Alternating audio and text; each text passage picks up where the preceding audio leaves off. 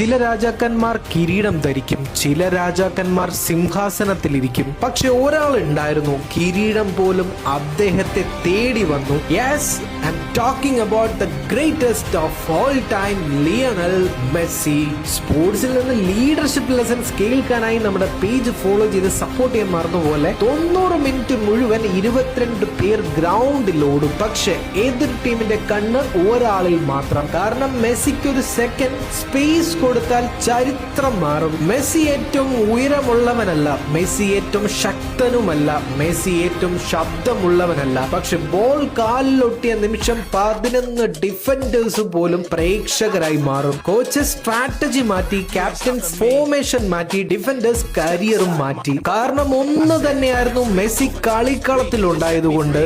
balloon Dior, world cup, Copa America, champions league ഇവ ട്രോഫികളല്ല, ലോകം എഴുതിയ